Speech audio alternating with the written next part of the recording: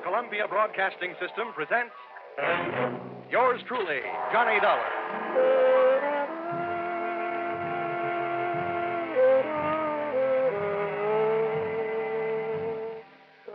The next half hour has its baggage packed to take a trip with America's fabulous freelance insurance investigator, Johnny Dollar. At insurance investigation, he is just an expert. At making out his expense account, he is an absolute genius.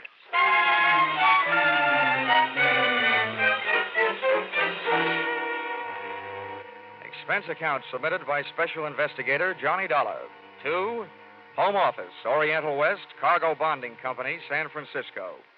The following is an accounting of my expenditures during my investigation of delayed cargo aboard the SS Shanghai Wayfarer, or the case of the slow boat from China.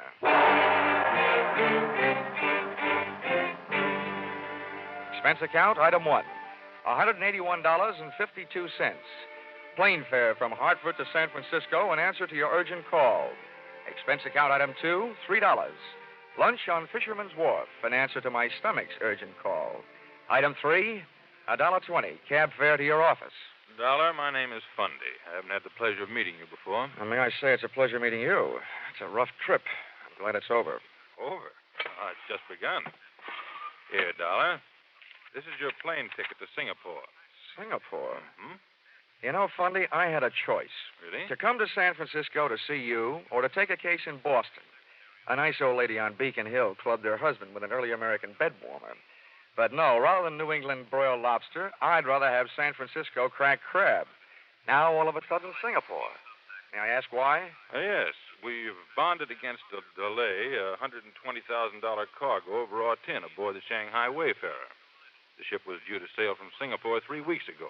Still out there, tied up in the Tanjong Pagar dock. What's the delay? Mutinous, mechanical, or just plain mysterious? I'm afraid it's a little of each. We flew an expediter out there 10 days ago to see what he could do. All the satisfaction we've had from this man, Harrison, is a report that since his arrival, the Wayfarer's main shaft is burned out, her freshwater pumps have fouled up, and her steering machinery has gone on the fritz. You don't need an insurance investigator. You need a good plumber. Well, maybe you're right.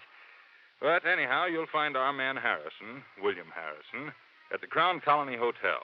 He'll fill in the details. Dollar, you have only a matter of hours after you hit Singapore to get the Shanghai Wayfarer started on its way.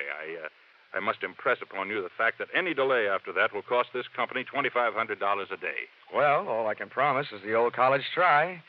Times like this, I wish I'd gone to college. Well, anyway, I'm in the right town to make my last night in the States a good one. A few drinks with the right gal at the top of the mark. A few rare steaks at Alfred's. A few dances to Freddie Martin's music at the St. Francis. A few moments alone in the arms... Dollar. Huh? That sounds mighty good. But your plane leaves in 2 hours. 2 hours? Well, I guess I'll have to do without the drinks, the dinner, and the dancing.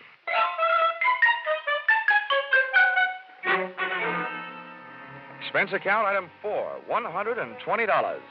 Lost in the course of teaching fellow passenger how to play poker. My mother warned me never to play cards with strangers on trains or steamships. I wish she'd included airplanes.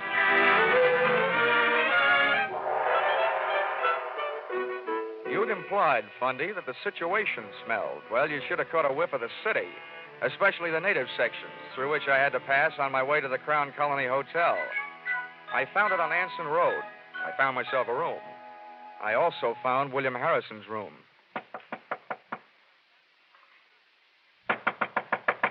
Harrison? Hey, Harrison.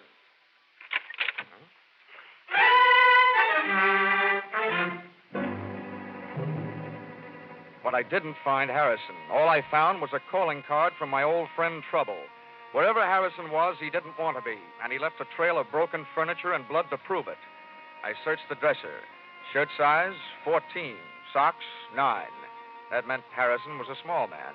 I went through the bathroom, shaving brush and toothbrush still wet, indicating that he'd been there not too many hours before I arrived.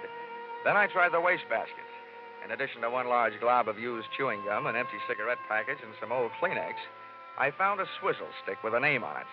The Collier Key Bar. Well, all that meant was that Harrison had a head cold and had been trying to cure it with Singapore slings. But at least I knew where he'd been drinking them.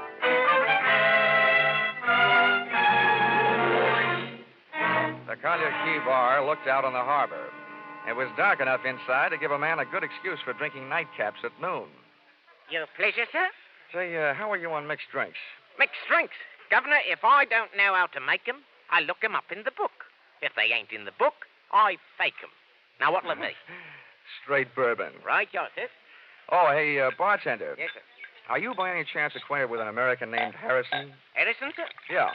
He arrived in Singapore about 10 days ago. Small man with a cold in his head. Oh, Harrison. Sure, I know him right enough. He's been coming in every night with a chief engineer from one of the ships in port. Oh, yeah? What ship is that? Well, the Shanghai Wayfarer, I think. Oh, the Shanghai Wayfarer. What's this engineer's name? Yeah, now, hold on. I ain't getting him into any trouble, am I? He's a nice chap, he is. A handsome tipper. This handsome? My governor, $20 American. Why, compared to you, sir, Mr. Frank Moore is downright tight-fisted. Well, now, about that, I've done it. I let Mr. Frank Moore's name slip right out. My missus is right. For a little man, I've got a ruddy large mouth.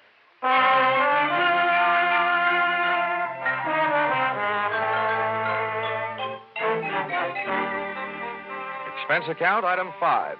Rickshaw fare to the Tanjong Pagar docks, 10 cents.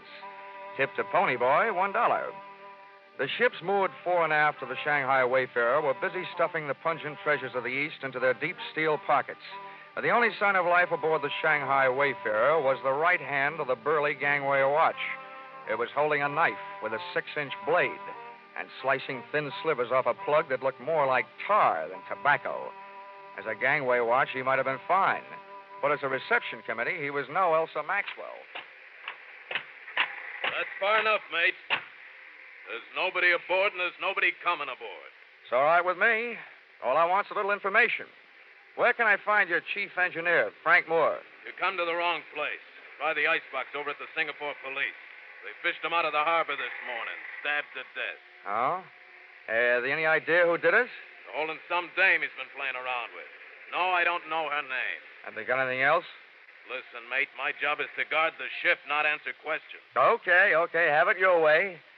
Well, watch out for pirates.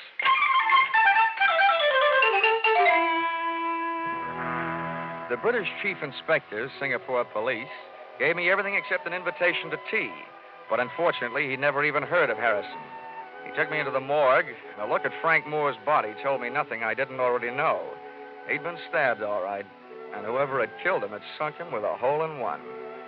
As for his personal effects, his Maritime Union card confirmed the fact that he was indeed the chief engineer of the Shanghai Wayfarer. A stack of crisp American $20 bills in his wallet made me wonder whether he hadn't been picking up a little extra pin money for delaying the departure of his ship.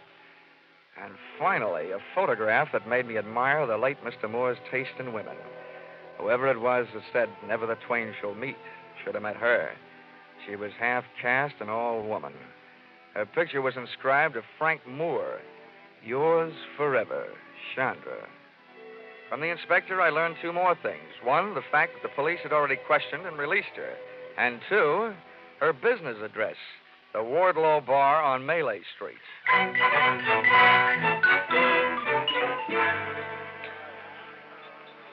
Hello, Mr. Young. You like a midnight sing-song girl? No, the only girl I want to hear sing songs is Dinah Shore. Go on, beat it, will you? Oh, hey, wait a minute. Yes, Stuart? Where's Chandra? Oh, she go across to Penang tonight. You buy me drink, mister? We sit right over there. Tagana! Get it! Oh, Zamonda, hello. I pushed you away home to Shanghai one night in your own coffin. Complete with stab wounds, no doubt. Why you say that? Why you ask for Chandra? I'm a stranger in town. I can't find the local chapter of the Lonely Hearts Club. So, shall we find a quiet table? I don't know you. No, but you knew Frank Moore. That gives us something in common. Over there is one. Okay. This doesn't sound like a very quiet table to me. In Singapore, you will learn whispers stand out in the quiet. They disappear in the noise. I'll bow to the wisdom of the native guide. But who said I had any secrets? You talk about Frank Moore, so I know if you do not have secrets to give, there must be secrets you like to learn. But I tell the police everything I know, which is nothing. Oh. No, you are disappointed in me. No, not at all. You make good scenery. And I'll bet there's quite a story that goes with you. Oh, you find me interesting. I'm a man. Why do you come to me? Well, there were two places I could go for what I'm after. And you're much prettier than the SS Shanghai Wayfarer. I'm looking for a lead on a man named Harrison. Your murdered friend Frank Moore knew him, so figures you know him. You are wrong. I do not know him. I do not even know you. Oh, well, that's soon fixed. My name is Johnny Dollar. Your name is nice. Especially the dollar part, huh? You are very droll, but I see when you make this joke there is no smile on your face. You are worried about your friend, Mr. Harrison? Yeah, that's right. Maybe he was lonely tonight. Maybe he does not want you to find him. You certainly make me feel much better. How about a drink? I never drink before midnight. All right, then I'll wait. We'll have one then. All right, Johnny. But we don't have it here. We go to my house. There it is cool on the river. And there it is quiet.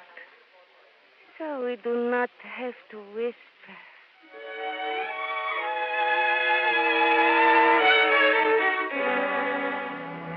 Midnight must have been invented for Singapore, and her house must have been invented for midnight. Only one thing looked out of place. Up on the wall was a souvenir of Chandra's war effort, a real American baseball bat, a Louisville Slugger. And on it was written, "Remember the U.S. Marines." Everything else in the place was soft. The lights, cushions, and Chandra. It is nicer to drink here, no? Yeah, may I say, it's a mite intoxicating without a drink. I wish the boys back in my high school senior class could see me now. What do you mean? In the graduation annual, they predicted I'd be a bookkeeper. Oh, I do not understand you. And neither did the boys in my senior class.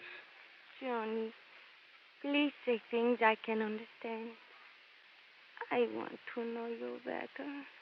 Maybe if I stop talking altogether, you'll get to know me better. Johnny.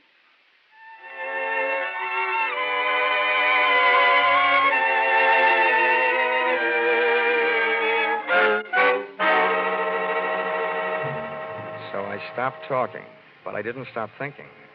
When I'd mentioned Harrison to Chandra earlier, she said maybe he was lonely tonight. If she didn't know him or anything about him, I wondered how she knew that he was missing tonight and not for a couple of days, or maybe even longer. Besides, the boyfriends of women like her don't keep secrets. I still assumed that if Frank Moore had known Harrison, Chandra had known Harrison. I also assumed that she'd spited me into her parlor for purposes other than social. And that notion was seconded soon after I had it, when somebody kicked the door open. There he is. There's your Johnny Dollar.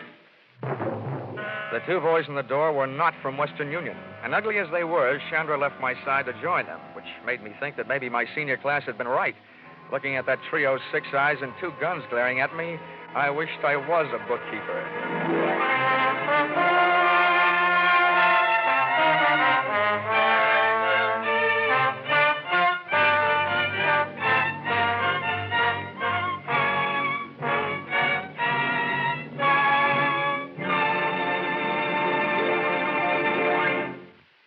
In just a moment, we'll return to the second act of Yours Truly, Johnny Dollar. But first, here it is almost the end of February. All over the country, people are thinking about their new cars. All but one man. And he remains quite content with his old automobile and wearing apparel, an ancient Maxwell and a well-worn toupee. For these reasons, and for several others, named Mary, Dennis, Don, Phil, and Rochester, he now has the #1 comedy show in America. All over the country, people think about him, too, every Sunday night. Hear the Jack Benny Show with Claude Rains as Jack's special guest next Sunday on all these same CBS network stations. And now, back to Yours Truly, Johnny Dollar.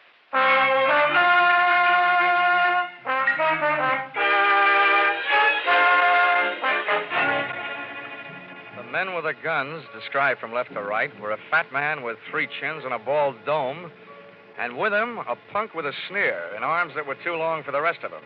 They gun muzzled me into a chair and started making anything but sense. Well, Sandra, my dear. We are at last face to face with the mysterious stranger, Johnny Dollar. Oh, don't kill the suspense and tell me why. He knows why. He came to the Wardlow bar. He knew about Frank Moore, and he was looking for the other one, Harrison. That is why I phoned you. Well, it would seem then that this unfortunate chain of events is nearing the final link. Yeah, this guy uses his head better than Harrison did. Well, Dollar? I'm using my head right now. Splendid, splendid. So doing, you may well prevent Harrison's death as well as your own. Oh, well, that's better than nothing. But is that all you can offer? Skip the bargaining, Rusline. Takes too much time. Quiet, Corgi. There are times when money is cheaper than the results of your kind of blind violence. Well, Dollar, you do have a price. Take a tip from my last name. Start bidding. I tell you, you're nuts, Rusline. You aren't sure he knows where it is. He must know. He was looking for Harrison. They both know. You be quiet, both of you. 500 pounds English dollar. Where is it? At times like this, I keep my mouth shut and my ears open. 750. Surely, Dollar, since you've entered the situation at such a late date, that is profit enough. Oh, well, I'm a man of expensive tastes. I've always aspired to such things as $200 cigarette lighters. Go ahead. Keep spitting out that wise talk, and you'll be spitting out teeth. How'd you like to go swimming with your hands and feet tied? I could bite my tongue. Not just yet, Corgi, my boy. This man is worthless, dead. Perhaps, Dollar, we can induce you to talk in much the same way as we could prepare a paddock by slitting the tongue. You know, Rosalind, your mother must have been scared by Sidney Greenstreet. Either this guy is nuts or he doesn't know anything. What I know would fill a police blotter. Corgi, you know nothing of psychology, my boy. What this man is attempting to pass off as a show of bravery is based purely on the knowledge that he is, momentarily at least, of some considerable value to us alive. Now, Dollar, be careful. Before you make your final decision, bear in mind you've heard our final offer. Now, sir, what shall it be? Oh, the squirrel said to the little girl when she asked him what he wanted for Christmas, nuts. Very well, Dollar. Corgi. Thanks.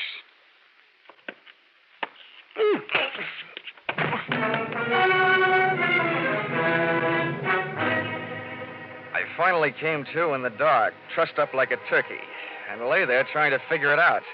Obviously, the 2 rude dudes thought I knew something I didn't know. But what I did know was that finding Harrison had turned into a big, fat headache. Also, that I had accomplished exactly nothing towards speeding the SS Shanghai Wayfarer over the bounding main. While I was comforting myself by repeating over and over that old insurance company soother, never say die, I discovered I wasn't alone. Hello. Huh? Who are you? Well, you were here first. You tell me. Well, my name is Harrison. Harrison? Yes, who are you? I'm Johnny Dollar. I was sent out here by the Oriental West Cargo Bonding Company. Oriental West? Yes, I was supposed to do what you couldn't get done. And look at me now. Getting hit over the head and dumped in here must be par for the course. How long you been here, and why? Well, I've been driving myself crazy trying to figure that out. Well, this little guest house, wherever we are, must only have one set of proprietors. I can tell you who they are, at least by the names they're using tonight. Roslyn and Corgi.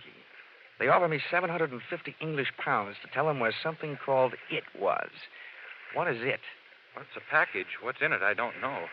It belonged to the chief engineer of the Shanghai Wayfarer, Frank Moore. He was helping me try to get the ship on its way, and I owed him a favor. He asked me to drop this package at a bar, the Wardlow bar, yeah, go ahead. That's right. I was supposed to give it to a girl named Chandra. She wasn't there, so I got her address and went out to her place. You mean that package is at Chandra's house? Yes. When I got out there, the Chinese maid let me in. I waited as long as I could, and then rather than leave what might be a valuable package just lying around loose, I put it into the bottom drawer of a dresser and left. Oh, great. For such things, I go around laying down my life. Well, it's obvious that these men will stop at nothing to get their hands on that package. Well, when they asked you where it was, why didn't you tell them? Then neither one of us would be here. What's more, I'm beginning to think the sooner they get the package, the sooner our ship sails. Frank Moore had been a good friend to me. He wanted Chandra to have it, and I couldn't just turn it over to those 2. Well, I've got some news for you. And this should make you really unhappy. Those 2 happen to be in business with Chandra. They're all on the same team. She's one of them. What an idiot I've been. Well, here we are, all roped up. You know, for a pair of guys who came out here to speed a shipload of raw tin on its way, we're doing just dandy. We're lucky if we get out of this thing alive. Offhand, I'd say our host probably murdered Frank Moore trying to get that package. Maybe we're next. Uh-oh. Maybe right now. A beam from a powerful flashlight stabbed us in the eyes. The sudden change from too much dark to too much light kept us blinded. Well, look who's here. At least the voice behind the glare wasn't Rosalind's and it wasn't Corky's. But it was a familiar voice, one I'd heard and heard lately. He walked in on us, the flash in one hand, and in the other, a knife with a 6-inch blade. At first, I wondered whether it was the one that had been buried in Frank Moore's back. And then I remembered where I'd seen it before. The man bending over us was the burly gangway watch from the Shanghai Wayfarer. And you told me to watch out for pirates. Well, this situation is getting a little overcrowded. I didn't think there was room for any more. What do you want? You know what I want, Dollar. The same thing Rosalind and Corgi are ripping your hotel room apart for right now. Now, don't tell me you're looking for it, too. 2 things I know about that package, mister. The name is Rourke. Okay, Rourke. One thing I know is that it's dangerous company. The other is I want no part of it. The only thing I'm interested in is getting the Shanghai Wayfarer out of port. That won't be hard once I get that package. Where is it, Dollar? I'll trade the answer to that question for a little freedom. Okay. Hold still. Thanks.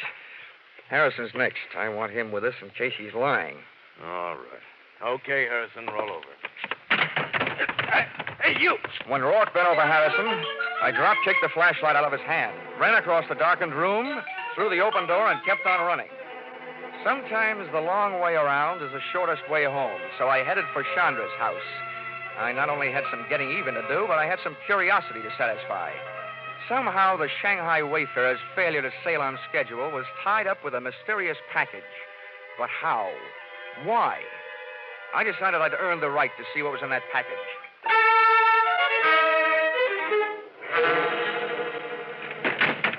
Johnny!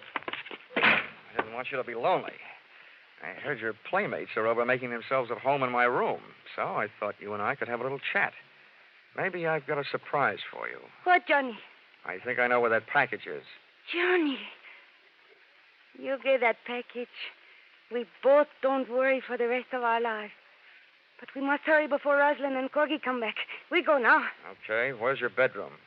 Johnny, what do you mean? Now, come on, where is it? Come, I'll show you.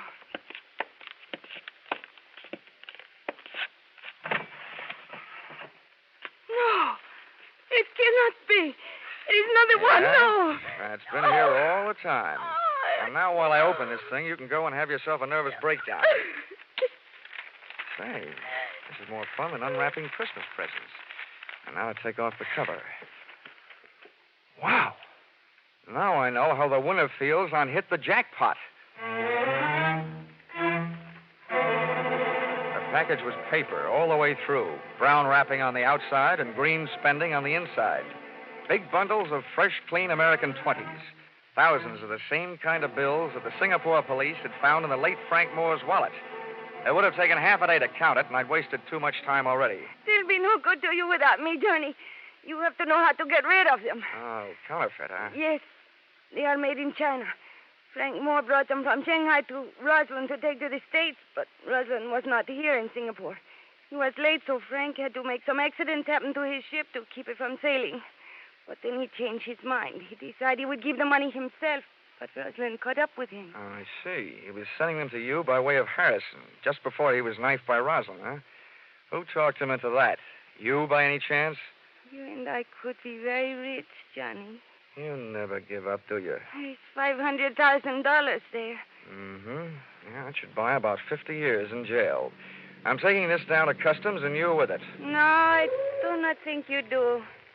Uh-huh. Time to play another visiting team. Come on, beautiful. I don't want you in the way. Let go of me. I grabbed her, lashed her wrist with a cord from the package, and since she liked money so much, I stuffed her mouth with a fistful of those troublesome $20 bills.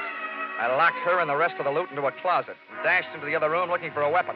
And then I remembered that Louisville slugger from the U.S. Marines I was glad they'd landed. I grabbed it off the wall, got a toehold in the carpet on the left side of that door, wrapped my fingers around the bat, swung on the back of my shoulder, and waited.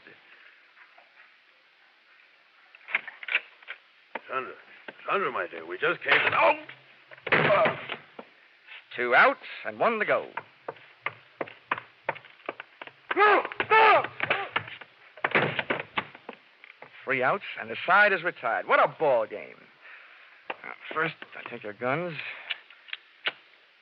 And now we sit and wait for you to wake up.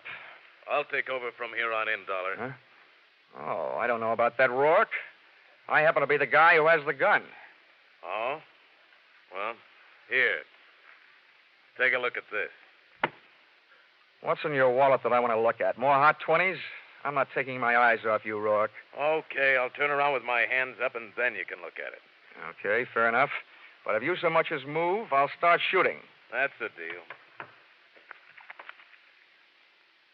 Oh, it's a fine time to learn this. Are you satisfied? John Joseph Rourke, U.S. Treasury Department. Come on in. I'm sorry I couldn't come out into the open before, Dollar, but I was too close to the payoff of this case to take any chances. Well, you know, I'm beginning to think that just being in this town is taking chances. That counterfeit's been funneling through this port on its way from China for months. We had Moore staked out for a long time, but this is the first shot we had at the top. That's him lying there on the floor, Roslyn. Now I've got him. Oh, your pal Harrison told me where I can find the only other thing I need, that package of hot money in the dresser drawer. Oh, it's now moved into the bedroom closet, along with a package of hot woman. Well, then, Dollar, it looks like my job out here is just about done. Yeah, I guess so. Hey, wait a minute. You're from the Treasury Department. Yes? Well, then, after you get all these birds into their cages, how about helping me make out my income tax?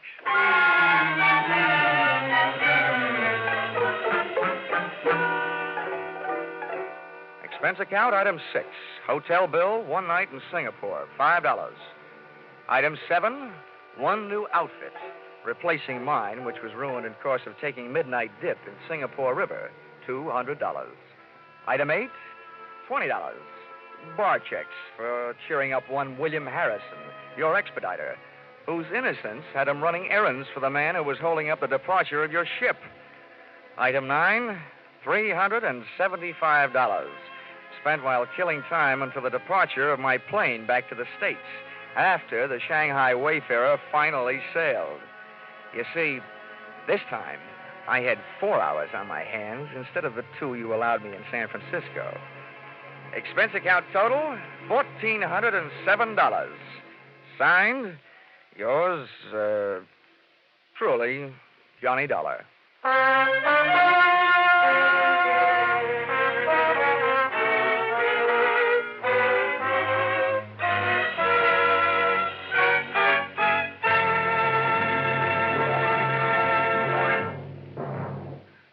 In just a moment, we'll tell you about next week's Johnny Dollar adventure. But first, for more exciting drama in the mystery and adventure line, remember CBS 2 thrill-packed Saturday night shows, The Adventures of Philip Marlowe and Gangbusters.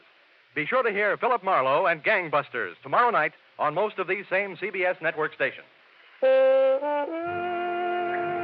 Next week, CBS will take you adventuring with Johnny Dollar, hitting the hot spots in Palm Beach and New Orleans, with the star of Hades, Diamond, on a trip all points south. Charles Russell plays the role of Johnny. Our music is composed and conducted by Mark Warno. Yours truly, Johnny Dollar, is written by Paul Dudley and Gil Dowd and is produced and directed by Richard Sanville for CBS, the Columbia Broadcasting System.